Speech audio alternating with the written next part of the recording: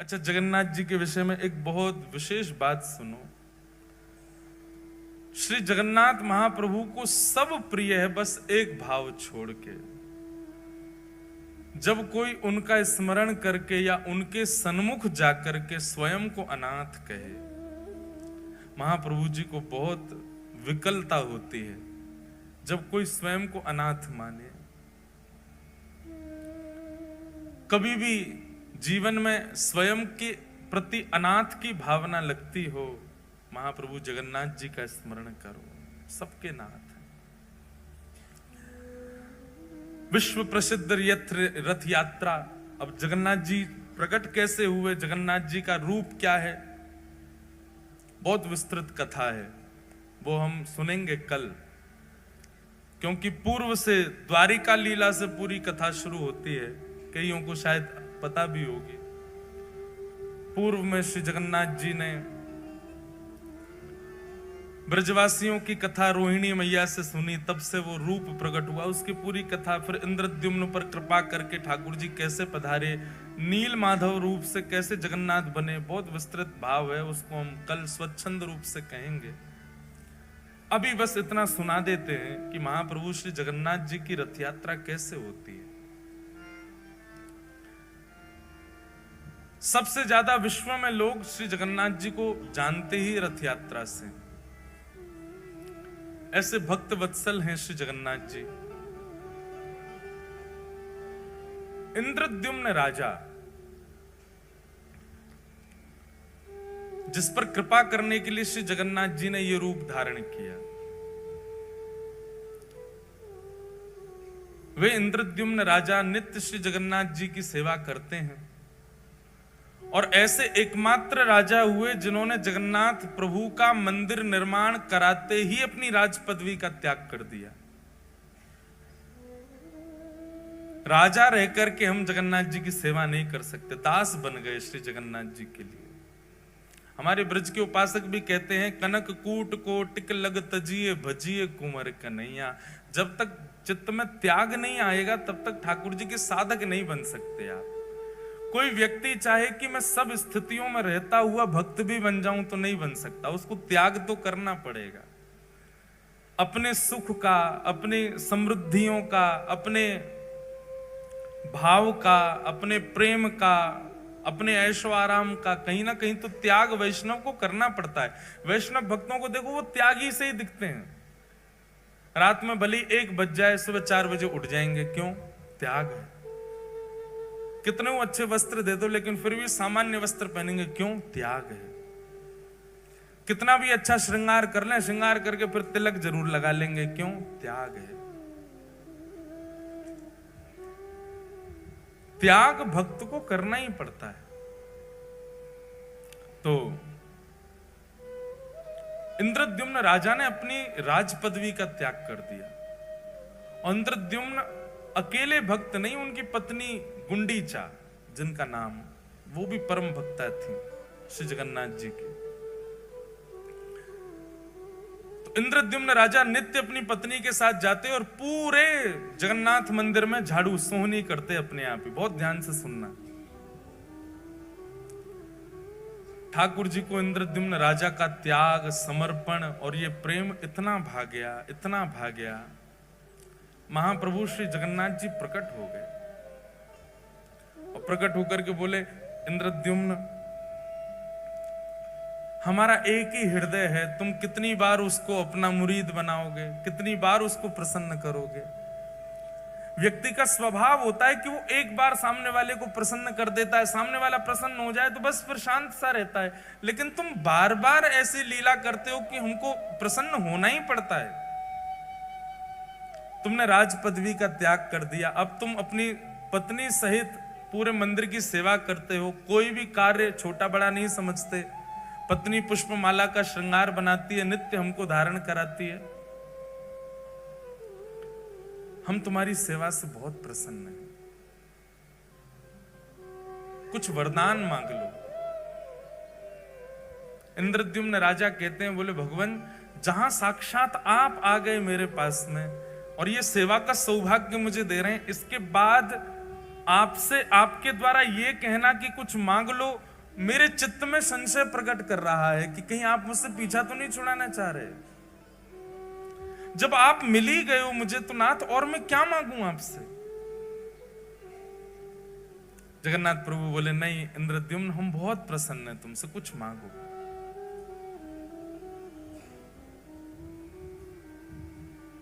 तब इंद्रद्युम्न ने ऐसा वरदान मांगा कि श्री जगन्नाथ जी के नेत्र सजल हो गए।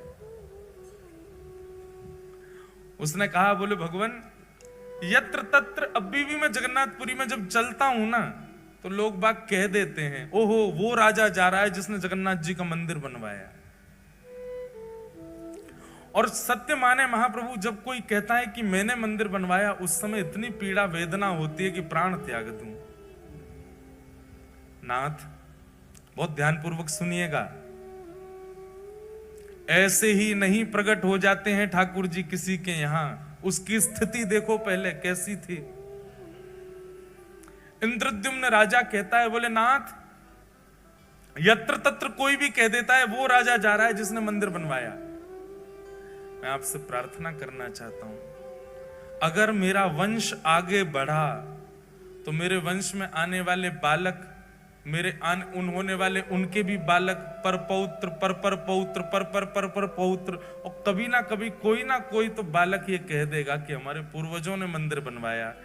इसलिए आप ऐसी कृपा कीजिए, अनुग्रह कीजिए कि मेरा वंश बढ़े ही ना, कोई ये ना कह दे कभी कि हमारे पूर्वज ने मंदिर बनवाया। मैं आपसे यही वरदान चाहता हूं। उन्होंने वंश ना बढ़े ऐसा नहीं कहा, उन्होंने वरदान में यह मांगा कि कभी कोई ऐसा ना कहने वाला प्रकट हो जो ये कहे कि हमारे पूर्वज ने मंदिर बनवाया।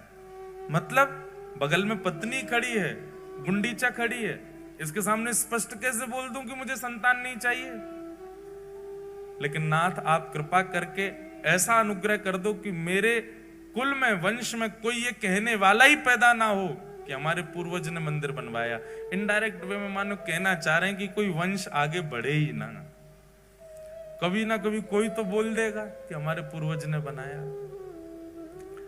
महाप्रभु जगन्नाथ जी के नेत्र सजल हो गए। बोले, और कितना त्याग करोगे इंद्रद्युम्न, सब कुछ तो तुमने त्याग दिया, अपनी राज पदवी तक त्याग दी, एक मैत्रानी की तरह तुम्हारी पत्नी और एक झाड़ू लगाने वाले के तुम नित्य पड़े रहते हो हमारे द्वार पे, और कितना, अब तुम वंश भी नहीं चाहते आगे। महाप्रभु जगन्नाथ जी ने इंद्रद्युम्न को हृदय से लगा लिया।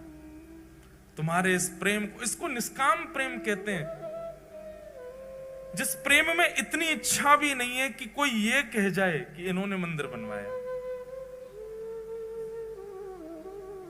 हम लोगों की स्थिति कैसी, हमारी कथा सुनकर के 4 लोग वैष्णव क्या बन जाएं तो हम दुनिया में ये मेरी कथा से वैष्णव बना है। हमारे मन की भी बात कह रहे हैं। अभी जलंधर में कोई मिलने आए, वो बोले महाराज जी इन्होंने जीवन में कभी कुछ गलत काम छोड़ा नहीं, आपकी कथा सुन के छोड़ दिया। हमने भी 4 से परिचय करा दिया, मैंने देखो ये हमारी कथा से ठीक हो गए। इतनी कथा सुनी फिर भी ये सबके अंदर आता है, मेरे अंदर भी आ रहा है, आप सबके अंदर भी आ जाता है। तनिक से भाव से हम लोगों के अंदर कितना मान आ जाता है। पर एक बात सदैव याद रखना, ठाकुर जी मान रहित व्यक्ति को ही मिलते हैं जिसमें किंचित मान ना हो। इंद्रद्युम्न ने कहा, मैं अपने वंश की जिम्मेवारी नहीं ले सकता कि कोई ये बात कह जाएगा कि हमारे पूर्वज ने मंदिर बनवाया था, इसलिए नाथ मेरे वंश में कोई ये कहने वाला पैदा ही ना हो। इसका मतलब वंश ही ना बढ़े, मुझको ही बस मेरे बाद ही वंश समाप्त कर दो मेरा। ऐसा मांगने वाला एकमात्र पृथ्वी पर इंद्रद्युम्न राजा हुआ। इंद्रद्युम्न को तो हृदय से लगा लिया, लेकिन बगल में खड़ी हुई गुंडीचा समझ गई। महाप्रभु मेरे पति हो ना हो, आपसे वंश वर्धन ना हो ये मांग रहे हैं। इनकी प्रसन्नता, आपकी प्रसन्नता देख करके मुझे लगता है कि इनका भाव आप समझ गए और आप भी उसमें राजी हैं। पर नाथ मैं एक मां हूं, मेरे अंदर वात्सल्य भाव है, मेरे अंदर करुणा है, मेरे अंदर लाड़ है, प्यार है, स्नेह है, दुलार है, मैं वो किसको अर्पित करूंगी अगर वंश में कोई बालक ना हुआ तो? आपने उनकी इच्छा पूरी कर दी, पर मेरी इच्छा कैसे पूरी होगी? मेरे अंदर तो वात्सल्यता हिलोरे ले रही है, वो कहां जाएगी नाथ? इंद्रद्युम्न की बात सुनकर के तो जगन्नाथ जी के नेत्र सजल हुए, पर गुंडीचा की बात सुनकर के तो जगन्नाथ जी फूट फूट के रोए और हृदय से लगा लिया गुंडीचा को। बोले मैं तुम दोनों की कामना पूरी करूंगा। इंद्रद्युम्न की कामना तो मैं ये पूरी करूंगा कि तुम्हारा वंश ना ही बढ़ेगा, और तुम्हारी कामना मैं ये पूरी करूंगा कि तुम्हारे वात्सल्य का भाजन मैं तुम्हारा लाला बन करके रहूंगा सदा के लिए। आज के बाद इंद्रद्युम्न तुम्हारा स्वामी मैं हूं और गुंडीचा तुम्हारा लाला मैं हूं, तुम्हारा पुत्र हूं। जगन्नाथ जी अंक में भर गए और महाराज वर्णन आता है वाणी जी में कि जैसे जगन्नाथ भगवान ने गुंडीचा को हृदय से लगाया, गुंडी जाके पयोधर से अपने आप ही दुग्ध प्रकट हो गया और जगन्नाथ जी अधर पर धारण करके उसको पीने लगे।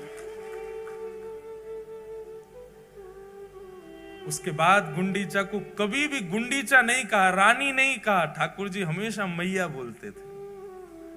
भगवान श्री कृष्ण की 3 ही मैया हैं पृथ्वी पर, देवकी मैया, यशोदा मैया और गुंडीचा मैया। बोले बस मुझे एक अनुमति देना। क्या? मैं जगन्नाथ हूं, आपने मुझे जगत का नाथ बना दिया, पूरा विश्व मेरे पास आएगा। मां, मैं साल भर पूरे विश्व को दर्शन दूंगा, साल भर पूरे विश्व के ऊपर अनुग्रह करूंगा, उनके आर्तों को दूर करूंगा, उन पर अनुग्रह करूंगा, और साल में एक बार अपनी मैया से मिलने के लिए खूब चढ़ करके रथ पर आनंद के साथ भर करके नाचते गाते भय लाखों वैष्णवन के संग में अपनी मैया के पास आऊंगा और फिर 7 दिन आपके पास ही रहूंगा, फिर कहीं नहीं जाऊंगा।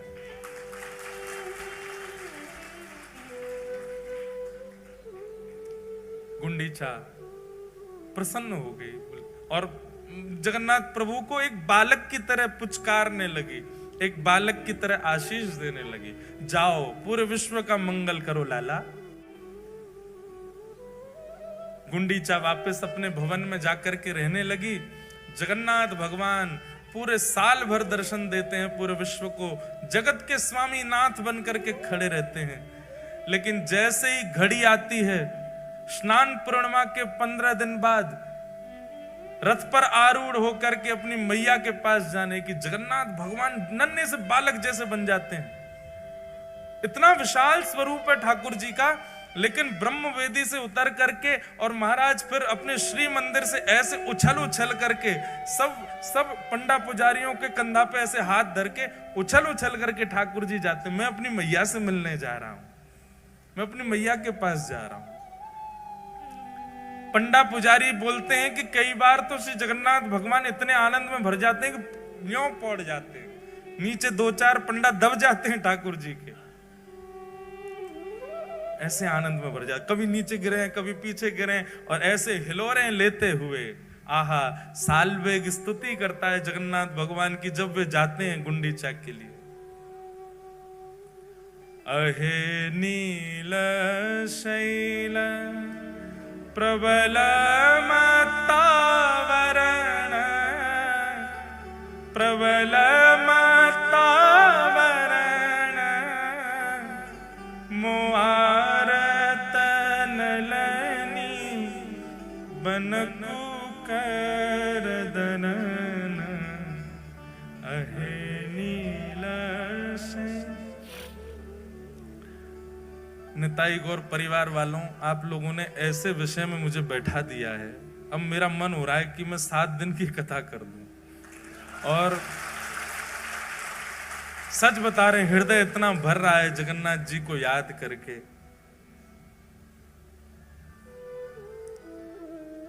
अद्भुत नाथ है। हमको यहाँ कथा पूरी करके सीधे कानपुर जाना है, नहीं तो मैं सीधे जगन्नाथपुरी चला जाता। इतनी याद आ रही है श्री ठाकुर जी की। कहे साल बेग मीन हीन जाति रे मुयवन, कहे साल बेग हीन जाति रे मुयवन, श्रीरंगा चरण तल करिय सबवन, अहे नील शैल प्रबल मतावरण, प्रबल मतावरण, मुआरत नलनी बनकु कर दलन, अहे नील शैल। कथा सुनेंगे हम एक दिन। सालबेग एक मुसलमान पिता का पुत्र है। सालबेग, उसकी मां ब्राह्मणी है। हठ पूर्वक एक क्रूर राजा के सेनापति ने एक ब्राह्मण कन्या का हरण कर लिया और हरण करके बलपूर्वक गर्भाधान कर दिया और तब गर्भ से जन्म लेता है सालबेग, कालबेग का बेटा सालबेग।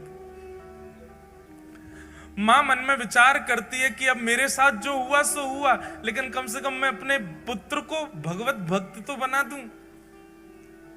अपने पति से छुपा छुपा करके श्री जगन्नाथ जी की मधुर रस चर्चा कथा सुनाती है। सालबेग धीरे धीरे बड़ा होने लगा। एक दिन गांव के बहुत सारे वैष्णव बैलगाड़ियों में बैठ करके जा रहे थे। सालबेग ने मां से पूछा, ये सब कहां जा रहे हैं? तब मां ने बताया, जिन जगन्नाथ जी की कथा तो सुनता है ना रात्रि में, वही जगन्नाथ रथ में आरूढ़ होकर के अपनी मैया से मिलने जा रहे हैं सालबेग, और उनको अपनी मां तक ले जाने के लिए सब वैष्णव इकट्ठे हो रहे। सालबेग कहता है, मां मुझे भी दर्शन करना है श्री जगन्नाथ जी का। मां कहती है, नहीं बेटा, तू अगर गया तो तेरे पिता कितने क्रूर हैं तू जानता है ना, तुझे मार देंगे, और तू अगर चला भी गया तो शायद लौट के आए तो मैं जीवित नहीं मिलूंगी। तो एक काम करना, यहीं से जगन्नाथ का स्मरण कर ले। तू तो जानता है ना, तूने तो बचपन से सुना है उनका स्वरूप कैसा है। उनके रथ का नाम बता जल्दी। सालबेग कहता है, नंदी घोष। मैया के घर का नाम बता जल्दी। बोले, गुंडीचा। भैया का नाम बता। बोले, बलभद्र भैया। तू सब तो जानता है, तो यहीं बैठ के स्मरण कर लेना उनका। अब तू जाने की अनुमति तुझको नहीं दे सकती मैं। तब सालबेग अपने घर की छत पे ही बैठ गया है और वहीं से ही जगन्नाथ जी की दिशा में खड़े होकर के ये स्तुति गाता है। वो क्या कहता है अपनी स्तुति में? शब्द उड़िया भाषा के हैं पर इतने सुंदर हैं। अरे नीलाचल पर्वत के मतवाले हाथी जगन्नाथ, मैं जानता हूं, मैंने कभी देखा नहीं है, पर मुझे पता है आप मतवाले हाथी की तरह उछल उछल करके उस नीलाचल पर्वत से उतर करके आते हो। लेकिन हाथी का एक स्वभाव होता है कि वो जब भी कमल के वन को देखता है तो कीचड़ में प्रकट हुए कमल को सूंड से पकड़ करके पैरों से रौंद देता है। मुआरत नलनी बनकु कर दलन। हे जगन्नाथ, मेरे हृदय रूपी आर्त के सरोवर में जो दुनिया भर के कमल प्रकट हो गए, जो मुझे आपसे मिलने से रोक रहे हैं, चाहे वो मेरे पिता हो, चाहे वो मेरी जाति हो, इन सब कमलों को अपने हाथ से पकड़ करके रौंद दीजिए ना।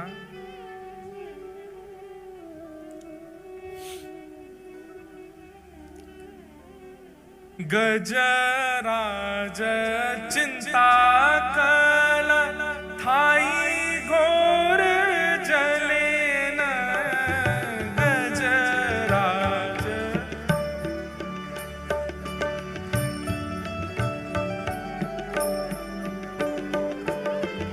गजराज चिंता कल थाई घोर जलेन गजराज।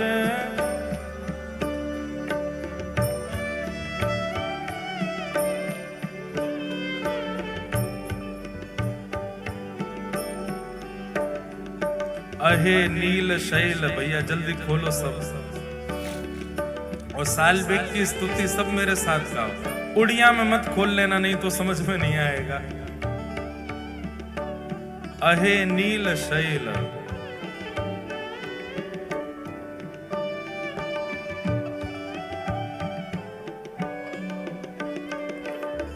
गजराज चिंता कल घोर जलेन गजराज। चिंता कल थाई घोर जलेन चक्र पेशी नक्र नाशी उद्धरील अपन। अहे नील शैल प्रबल मत्तावरण, प्रबल मत्तावरण मुआरत नलनी बनकु कर दलन। अहे नील शैल प्रबल मत्तावरण, प्रबल मत्तावरण मुआरत नलनी बनकु कर दलन। अहे नील शैल। गजराज चिंता कर रहा था मेरी तरह कि अरे मैं तो जानवर हूं, मुझ पर कृपा कैसे करेंगे ठाकुर जी। वो भी मेरी तरह चिंतित हुआ था अपनी जाति को लेकर, प्रजाति को लेकर, जैसे मैं चिंतित हो रहा हूं कि मैं कालबेग का बेटा हूं, मैं मुसलमान हूं, मेरी मां मुझे जाने नहीं दे रही है। ऐसे ही चिंता में पड़ा था गजराज। लेकिन नाथ आपने क्या किया? चक्र पेशी नक्र नाशी उद्धरील अपन। आप तुरंत सुदर्शन चक्र लेकर के गए और उसके पैर को अपने मुख में लेकर के बैठे ग्राह का वध करके आपने उस पर कृपा कर दी। लेकिन उस पर तो कर दी, मुझ पे कब करोगे महाराज? श्री जगन्नाथ जी जैसे ही पहुंडी करते हुए आए और आकर के अपने रथ पर विराजमान हुए, कोसों दूर से गा रहे सालवेग का स्वर श्री जगन्नाथ जी के कान में आने लगा। लाखों की तादाद में वैष्णव श्री जगन्नाथ जी के रथ को खींच रहे हैं। आज जगन्नाथ जी का रथोत्सव हो रहा है, सब लेकर के मैया के पास जा रहे हैं जगन्नाथ जी को। लेकिन सालवेग की स्तुति सुनकर के श्री जगन्नाथ जी ने अपना रथ वहीं रोक दिया। खींच खींच करके पसीना पसीना हो गए सब, लेकिन तस से मस नहीं हुआ जगन्नाथ जी का रथ। उस समय के गजपति मतलब राजा को, जगन्नाथपुरी के राजा को गजपति कहते। गजपति दौड़ करके गया, महाप्रभु जी के सामने प्रणाम किया। आज्ञा करें महाप्रभु, क्या अपराध बन गया, आपका रथ क्यों नहीं चल रहा है? जगन्नाथ महाप्रभु गजपति से आज भी बात करते हैं, आज भी दर्शन देते हैं गजपति को। गजपति को आज्ञा करते हुए जगन्नाथ जी बोले, आज की रथ यात्रा में वैष्णव नहीं आए? गजपति बोला, नाथ जहां तक दृष्टि घुमाओगे सिर ही सिर दिख रहे हैं, इतने वैष्णव तो हैं। बोले, मुझे दिखाई नहीं दे रहे हैं, मुझे तो केवल एक स्वर सुनाई दे रहा है, अहे नील शैल प्रबल मत्तावरण मोआरत नलनी बनकु कर दलन।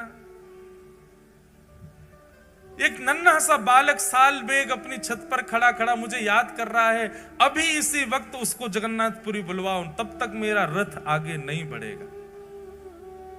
वो आकर का स्पर्श करेगा तभी रथ बढ़ेगा। गजपति ने सेना बुलाई, सेना लेकर के गए महाराज, किलोमीटरों दूर, 2 दिन तो पहुंचने में लगे।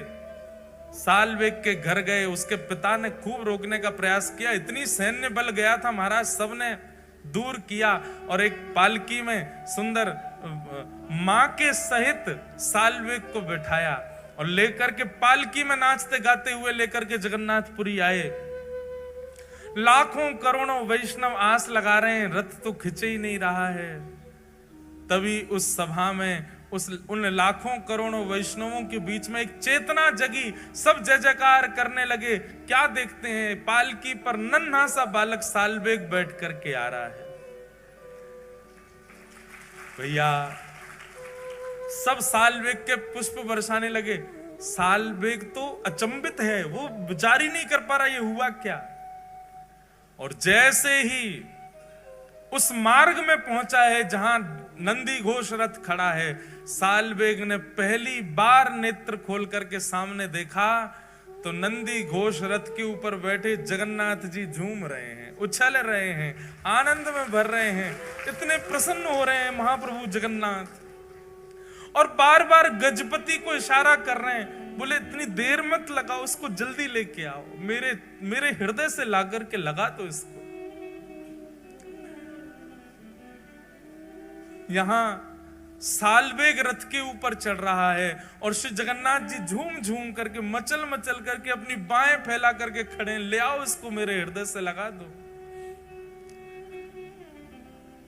पैर रख कहीं रहा है, जा कहीं रहा है, उसकी तो स्थिति विचित्र हो गई सालबेग की। सब लोगों ने ले जाकर के जैसे जगन्नाथ भगवान के हृदय से लगाया, महाप्रभु जी के नेत्र सजल हो गए और मानो हृदय से लगा के महाप्रभु जी कह रहे हैं, गजेंद्र पर कृपा की थी पर गजेंद्र को हृदय से नहीं लगाया, सालबेग तुझे हृदय से लगाया, चल अब प्रणाम तो कर ले। सालबेग तो फूट फूट के रो रहा है, कितने कृपालु हैं नाथ, कितने दयालु हैं जगन्नाथ। सालबेग ने थोड़ा पीछे हट करके जैसे ही दंडवत प्रणाम किया, सब भक्त प्रतीक्षा करते रहे लेकिन सालबेग उठा नहीं और वहीं सालबेग ने अपने प्राण त्याग दिए, श्री जगन्नाथ जी में ही विलीन हो। ये बंधुओं वर्षों पुरानी कथा है, पर आज भी महाप्रभु जगन्नाथ जी जब गुंडीचा जाते हैं, सालबेग की समाधि पर आज भी जगन्नाथ जी का रथ रुकता है और आज भी सालबेग की स्मृति में कुछ पंडा पुजारी वहां सालबेग को याद करके इस स्तुति को सुनाते हैं और आज भी अनुभव होता है जब सालबेग की स्तुति गाई जाती है, श्री जगन्नाथ जी थोड़े थोड़े झूम जाते हैं। आज भी सालबेग का स्मरण करके श्री महाप्रभु जी आनंदित हो जाते हैं। बोलो जगन्नाथ महाप्रभु